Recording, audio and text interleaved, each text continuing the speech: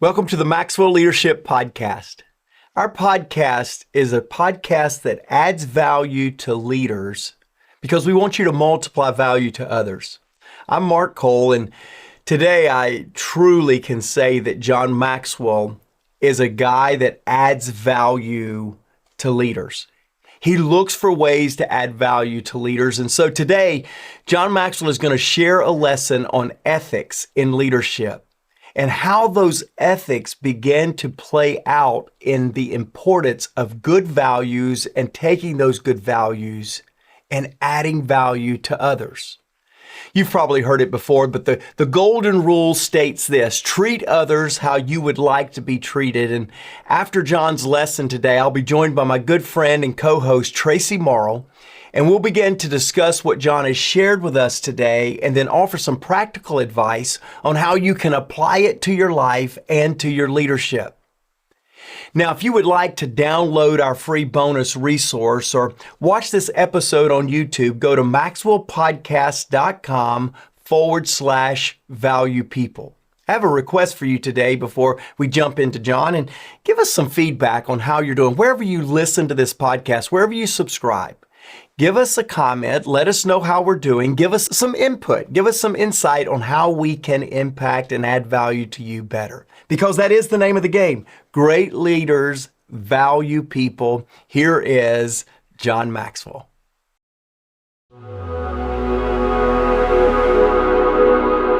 Ethics is all about doing the right thing regardless of the situation. Basically, just treating others as you want to be treated. I want to do the right thing, and I want to treat you as I would want to be treated. Social trust is the fact that people will do what they ought to do. Social mistrust is people won't do what they ought to do. The importance of values, the golden rules of value. And I began to, in leadership, began to write leadership and began to teach leadership based on values. I'm known for the statement, everything rises and falls on leadership. It's very true. Well, there's the positive, everything rises, and there's the negative, everything falls. And it's a result of either good leadership, which causes it to rise, or bad leadership, which causes leadership to fall. And so when we ask ourselves what allows leadership to bless people and add value to people and make a difference to people, and what allows leadership to rise, it's two things. It's competence and it's good values. And you can't substitute one for the other. You could be very competent but have poor values in your life. In other words, you know how to lead, but what do you do with your poor values? You manipulate people. That's always wrong.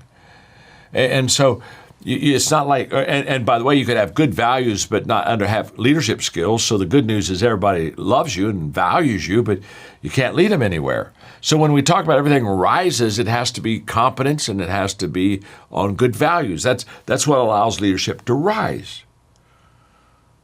Well, the opposite is also true, that when leadership falls, when a community doesn't do well because of bad leadership, it's almost always because of incompetence and bad values. And when you think of ethics, the core of ethics is based upon valuing people. I will be an ethical person. I'll do what I ought to do as a leader to you and for you if I value you. But if I don't value you, if I devalue you, then I'm not going to be ethical towards you. They run together. You can't say, well, I devalue people, but I'm very ethical. And if you truly value people, you wouldn't be unethical. They always have to go together. I mean, if I lead because of perks, I lead because I get a corner office. I lead because I get a parking place. I lead because I get to be in control. Get to be the boss. There's too many leaders. That's why they lead. And we should lead not out of reward. We should lead out of responsibility. We should lead out of the fact that we have been given leadership gifts and opportunities to help people get better and improve their lives. And it should always be the people first.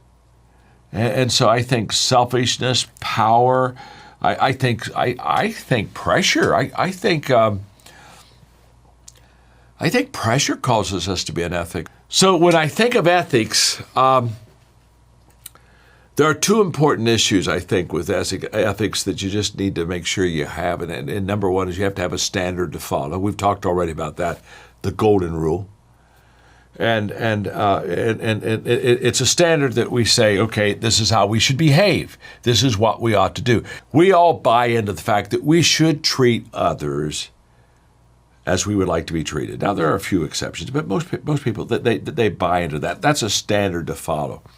But ethics goes more than just having a standard to follow. It also insists that we have a will to make it happen. In other words, it's one thing to say, okay, we have a standard, the golden rule, but where is the personal will that I say, I'm going to make sure that I treat others as I would like to be treated? I mean, after all, is somebody policing this? And so it's one thing to know what is ethical and what is right. It's another thing to do it. Hey, there are a lot of things that we know that we don't do. Come on, let's be honest. And so we have to be able to know it, but we also have to be able to do it. But I began to ask myself the question: if I'm going to value people, how do I want to be treated? I mean, just go ask yourself, how do you want other people to treat you? If the golden rule says treat others as you, how do you want to be treated? Well, I listed some things right here for you. Number one is I want to be valued. In the workplace, I want to be valued. 70% of the people, when they leave their job, they leave it because they didn't feel valued. It's very interesting. People get hired. People take a job because of the organization, but they almost leave that job because of a person. They join the company, okay, but pretty soon they have to work with people, and when you work with somebody that's not ethical and you don't feel valued, then you leave. So here's what I want to be valued. Secondly, I want to be understood. I want people to understand me, which means they care enough for me that they'll unconditionally love me and that they'll value me, even though always my opinions and my perspective might be different than theirs.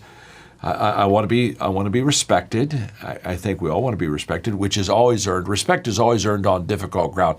I love it when somebody says, well, you can always tell somebody that's immature when they say, well, I demand respect. Well, you really can't demand respect. You have to earn it. And you earn it when you do the right things, when you're ethical during times when you could have been unethical. That's how you earn respect.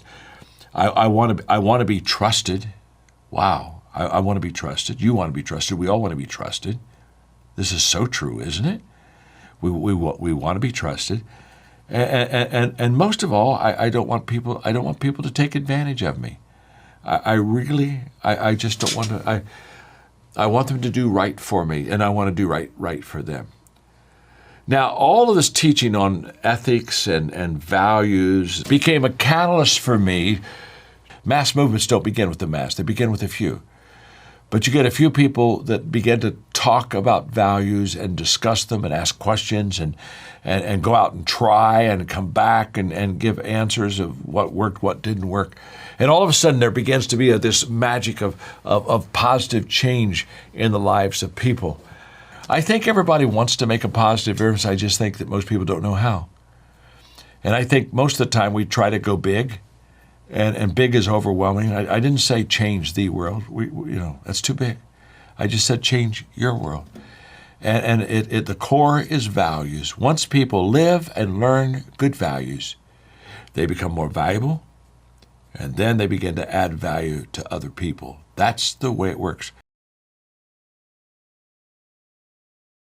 Hey, podcast listeners. Many of you listening right now would probably love the autonomy that comes with owning your own business or becoming a coach that helps other businesses succeed. Well, we have a phenomenal strategy where you are 100% in control of your own business, earning income on your own terms, and have access to the people, tools, and resources you need to build a thriving leadership development business. When you become a Maxwell Leadership Certified team member, you join a global community of entrepreneurs led by our expert team of mentors and faculty, including John C. Maxwell. You'll also get one of the top leadership certifications in the world next to your name, giving you the boost you need to get started. Visit us online at maxwellleadership.com/join the team to find out more. Hey, thanks for coming back, Tracy. I'm super excited to dig into this today. But I was thinking, and Jake, our podcast producers, thanks for reminding me of this. But we did a podcast about great leaders valuing people, and in the show notes today, I'm going to give you an episode reference. And that episode I want to bring your attention to is how leaders lift others. You're going to find in this podcast, if you've enjoyed today, you're going to find yet another time where John shares with us on really valuing people is lifting people. And so I can't wait to share with you today. But Peter Drucker says this: management is doing things right. Leadership is doing the right things. Tracy, man, you're a leader that I value. You do things right and you do the right things. And so it's good to hang out with you today. Good to be able to share some things that we've learned from years and years and years of watching John add value to people.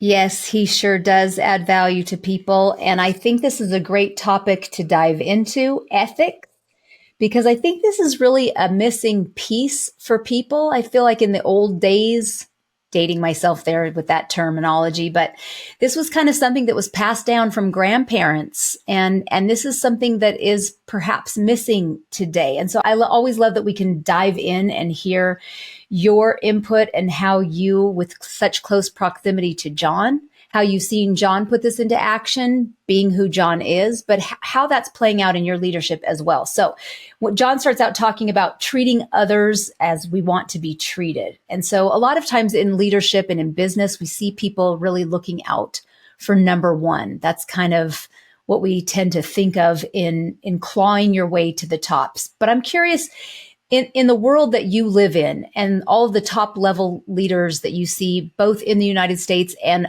around the globe, do you really believe, based on what you've seen and the people who you've talked to, do you think it's possible to bring this into big contract negotiations, into the world stage, onto the world stage? And what kind of leadership moves then have you personally made, pulling it in really tight and close to both you and John from what you've seen? What kind of leadership moves have you personally made lately with this in mind? Thank you for asking that question. I did not know, podcast family, that Tracy was going to ask that. But as I was listening to John today, I've met recently in the last 6 to 8 weeks, I've met some world leaders, just some leaders that are heads of their organization, their country, their global organization. And I've watched these people, not whether they're good people of character or good people of the people majority's opinion, but whether they truly stand for what they say they believe.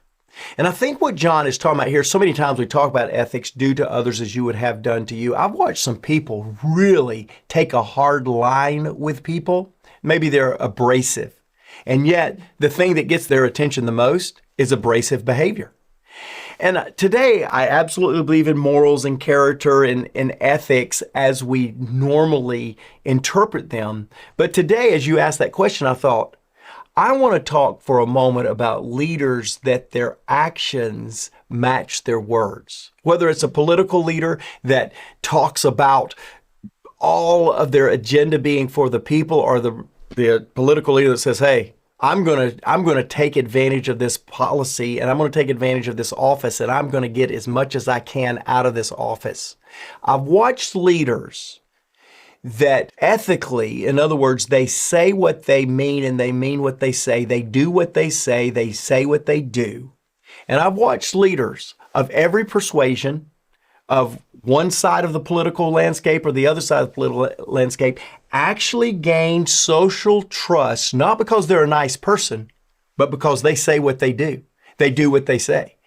And you asked that question of me. Just recently, I've spent some time with some world leaders that you would look at their policy from a human rights or from an advocate and you go, oh man, I don't like the policy. But when you get behind the closed doors, there is a consistency in their policy and in their practice. For me, you asked the question just a moment ago, how am I putting that into play in my leadership? Just you and I, Tracy, were at an event not too long ago, and I realized it had been way too long since I had spoken to our most tenured relationships from the heart. I'd spoken to them from a vision standpoint. I'd spoken to them from a plan, a strategy standpoint. But it had been a long time, Tracy, since I just sat down and I said, hey, I want to talk to you about matters of the heart today. And I'll tell you, the amount of not just compliments, but the amount of acknowledgement that they had really heard me was at an all-time high. Why? Because there was an ethical alignment between what we had been doing and what I was on the inside. I believe, podcast family, I believe people want to hear your heart as much as they want to hear your idea, your vision. They want to capture it, and that's what John's saying right here. People began to trust when people began to see a congruency between your actions and your words. I think without meaning to, you showed two different kind of leadership, and it's the difference between point 1 and point 2 that John makes there in your notes. And I hope you've printed out your bonus resource notes, because he talks about what allows leadership to rise. And you said a lot of times people, depending on which side of the aisle or whatever, people's social trust will be in someone when their competence shows, when their words align with their behaviors. That develops a trust with people. But then what you showed is it's not just enough to have competence. It's not just enough to have your words aligning with your behaviors. That's just showing you're a competent leader. But the next part was showing that you have good values. And then that can sometimes, just because your words align with your actions doesn't mean that you actually are valuing people. And so moving into talking about good values, and people really want to see a leader rise and see leadership rise, because as the leader rises and leadership rises, so the people rise. And so it's not just enough to be competent, but you also want to have the people in mind. So I love how John talks about values, and let's move into that. I think we live in a world where people have a social mistrust of leadership, because they might be a competent leader, but they might not be valuing, or having good values. And I don't think that we all necessarily value the good thing, because values, we started to say at the top of this podcast, that we don't necessarily have all the same values, getting on the same page. So I would love to talk a little bit about you and Maxwell Leadership, and bringing the shared language back to the people and what that looks like, maybe back to schools, kids in schools, and beginning there. And where do you stand? I mean, I think we've talked about it on the podcast before, but where do you stand? Where do you and John stand with Maxwell Leadership in seeing that need? And how do you bring that? What are you doing to bring that to kind of think like, okay, we need a reset? Because you don't just see a problem and go, oh, wow, that's really a problem. No, at Maxwell Leadership, we see the problem and it's like you're trying to make a change. Talk a little bit about what you guys are doing and what Maxwell Leadership is doing to be a part of good, healthy change. Yeah, first of all, let me state the problem. And I think the problem is that generally there is a mistrust in leadership now. And I don't want to become an expert of something I really, even though I've been years and years and years in the leadership space, I don't want to become a pseudo expert of something that would require a lot longer of a podcast. But just generally speaking, I believe that the reason that we've had this lapse of trust from follower to leader is because there's too many models now of people that are looking out for themselves. And I think that's because I think a big reason of that, there's a lot of reasons, I think, contributing factors.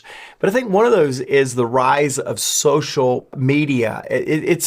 My statement has to fit in 140 characters or less. And those of you that were in the early days of social media, you'll understand and remember the 140 characters or less. And anybody can sound good for 140 characters, but can you sound good for 140 days? Or can you look good for 140 months? And because we've leaned on short, abbreviated statements, we then have this persona, this ideology of people that we follow, only to find out that once you observe them for 140 posts or 140 months, that they're inconsistent. And so now we have deemed everybody inconsistent because we tried to fit everybody into a small post or a small excerpt. And you can't do that. You've got leadership is, as John says, is crock pot, not microwave. It is worked over time. And so what does that mean? It means the youth of today's world has a built-in mistrust that just because somebody says it doesn't mean that it is reality. So how do we fix that? We began to have a values conversation with students, rather, among students. Again, there's already a mistrust. There's an abyss of trust going from leadership role to leadership impact in the follower. So what we have done at Maxwell Leadership is we have begun to create student-led, student-facilitated values conversation that's happening inside a classroom, that's happening inside the educational system. And we're loving what we see. Because you know why, Tracy? Because inside of all of us, and this is a faith reference for me, forgive me if you don't have that same reference, we're all created in the image of God. So therefore, inside of each of us is a built-in set of values. That's why every religion, or let me restate it accurately, 88% of the religions around the world has a variation of do to others as you would have done to you. Inside of us is an innate desire to matter, to be respected, to be valued. Therefore, if we can live off of that value, I should value you, Tracy. I should value you, podcast listener, because I want value and I want to matter myself. So an interesting thing is happening. When you give people an outlet to begin talking about values and about adding value to one another, guess what happens? They begin valuing one another. They begin adding value to each other because it's innate in us. It is built in within us. My challenge to everybody listening to the podcast today is to sit down with a coworker, with a family member, with somebody in your community and begin talking about what they value. Begin talking about what matters to them. Begin challenging them to see the intrinsic value within them and watch the results of connection happen. Because inside of each of us is a desire to do for others what we want done for ourselves. Is the desire to value others because we want to be valued. And we're seeing these students, Tracy, in our nonprofit, we're watching them begin to lift the lid of values around. And by the way, we're seeing trust begin to happen among these students as well. I love that. And I love that you went right there because then people can hear that that's what Maxwell Leadership is doing out in the world, but also in the United States as well. So John, which led right into John talking about leaders shouldn't do this for a reward. It's not about perks. It's about responsibility. And what you just described is seeing the responsibility. John at 78 years old is not thinking about the perks at this season of his life. He's thinking about the responsibility, the weight of where he's come as he's passing the baton to you in this next generation of how do we bring that to the next generation. But the leaders who are listening to our podcast are a variety of ages, business owners, entrepreneurs, people in ministry, people who are in their communities and in their families, or might be thinking like, that's great for students, but also what would be the rally cry? What would be to the leader to have that mindset shift around the responsibility of valuing people right where they are today, not just students? Let me ask you a question, podcast listener, podcast viewer. You can sense the authenticity of the leaders that has led you, that has shaped you, that has influenced you throughout your life, can't you? I mean, right now, let me just challenge you. Can you think about that leader that was manipulating you and how it made you feel? How challenged you were following that leader? And then go to the adverse of that, somebody that really was leading you from a sense of responsibility that it was about adding value to you, not extrapolating value from you. Now go back to the adverse of those two leaders. What was the difference? I've seen leaders that manipulate people that are very effective. They produce a lot. The value or the long-standing impact that leader that was leading you from a sense of responsibility rather than trying to manipulate you with rewards is the difference in how you would describe them right now. It's the difference in how you remember them. And it's the difference in how they're still shaping you, even though perhaps you're not working or leading or depending on their leadership right now. See, a sustainable leadership impact comes from leaders who realize, I'm not trying to manipulate people. I'm not trying to reward somebody for results.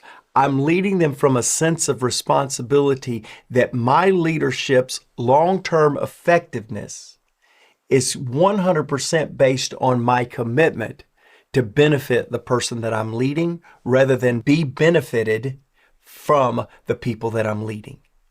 And way too often, the leader that finds a way to get the most out of people gets instant results. They get instant gratification, but they lose long-term trust because we don't want leaders that lead out of reward. We want leaders that lead from a sense of responsibility.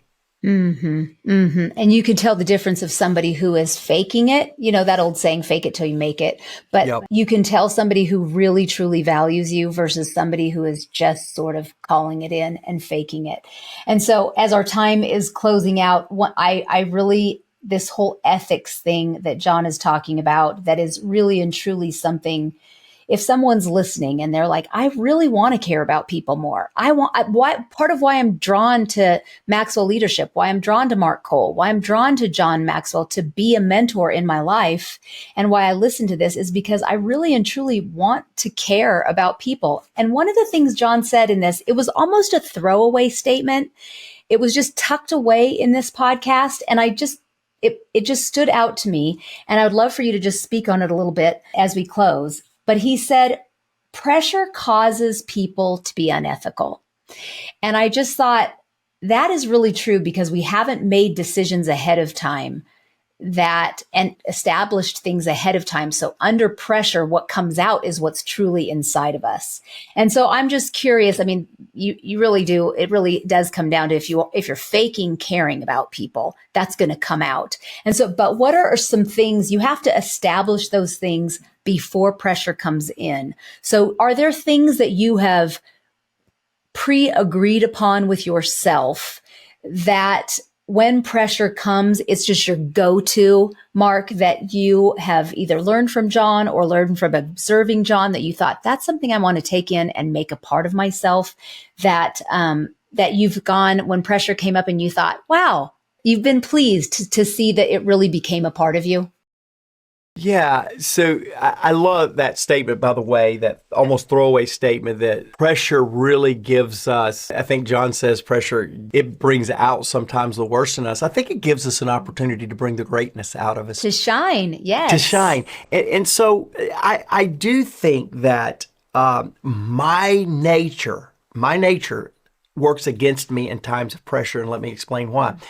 If you ask me to do a values exercise, we do a values exercise here at Maxwell Leadership. We take CEOs through this deck of values, and actually we let them write their own values in if we've missed something that they really value. And we take them through this exercise that they have to pick the ones that matter most to them, the ones that don't resonate as much with them. They create two piles.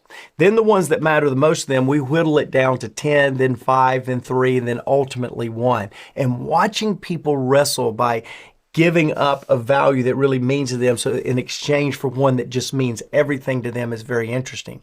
My top 5 values, every time I do that, one of my top 5 values is passion. I believe everything worth doing is worth doing with passion and all in and everything within you. And yet the minimizer of passion is intensity. It is overwhelming others because they don't feel the same passion level for whatever I'm most passionate at right now. And so I lose effectiveness, Tracy, too often, not because of character or ethics like we're talking about today, but because my passion overwhelms people as intensity, and then they lose out. Well, then I lose credibility with them.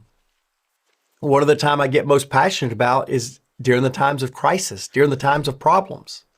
Because what is it that Carly Fiorina says, that leadership is problem solving, nothing more, nothing less. And so as a leader, when a problem surfaces, the thing I want to do is I want to solve it. Well, sometimes solving it prematurely does not solve it at all. It only exacerbates the problem. Sometimes solving the problem doesn't allow the problem to perfect us in the journey. Sometimes problems are really about perfecting, not about solving. Therefore, what I have learned to do, you've heard John talk about the power of the pause in communication. I believe there is power in the pause when leaders are solving problems. I pause when I'm doing it right, Tracy, which is not as much as I would like. I always pause and say, first question, is this my problem to solve? Or is this a learning moment for somebody else? Every time I face a problem or a crisis, I pause and say, should I let this perfect excellence in me by sitting in the problem a little bit longer? In other words, am I trying too quickly to get to the solution that I don't allow the process to solution to perfect me? And the third question that I always ask is, how would somebody more mature than me solve this problem? And when I put that pause in, is this my problem to solve? Is this my problem to solve today? And is this the best solution to the problem? By putting those three questions into problem solving and putting kind of that leadership pause to solving the problem, I have discovered that I'm better at problem solving. I have discovered that I don't miss lessons or moments in the midst of trying to solve the problem. And here's what I've really learned. I'm much more tolerable in my intensity when I slow down and let other people speak into it rather than other people feel the effect of it. And when I can do that, then my valuing of others and my consistency or my ethics, like we've been talking about today, begins to be more trusted by the people around me rather than uncertain, because which side of Mark are we going to face today? The intense one or the more patient one, the more tolerable one? And trust me, everybody around me wants the more tolerable one. Of all of us, I believe. Well, this has been an incredible lesson. And I just love how John just ends with people just want to go big, but big is overwhelming. And that's why he says, don't try to change the world, just try to change your world. And that's what he did here with us today. Yeah. You know, Solomon is one of our podcast listeners, and Solomon, who was listening, by the way, we'll put this in the show notes too. I challenge you to listen to this podcast as well. But Solomon was listening to the podcast, The Foundation of a Leader. And Solomon said, after listening to this podcast, my calling is more clear than ever. And thank you to the Maxwell podcast, because your podcast is life-changing and adds value to me daily. Thanks for making me better. Solomon, you make us better, my friend. If I were beginning a leadership journey today, and some of you are just now listening to this podcast, this is one of your first episodes that you've heard of our podcast, I would really challenge myself to really get a foundation of how leadership works. John said it in this lesson, everything rises and falls on leadership. And one of the things that we have that I'll put in the show notes is a digital product called the 21 Laws of Leadership. We're going to give you a great discount there, but I'm really talking to those of you that do not have a foundation of ethics, of a foundation of consistent adding value as a leader. And the best product that John has ever done on how leadership works is the 21 Laws of Leadership.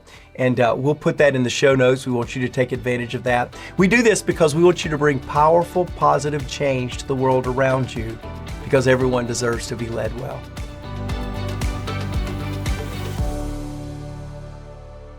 Are you ready to elevate your leadership to new heights? Join the movement towards High Road Leadership with John C. Maxwell's latest book.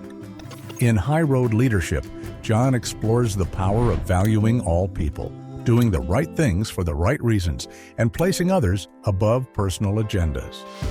Learn how to inspire positive change and bring people together in a world that divides.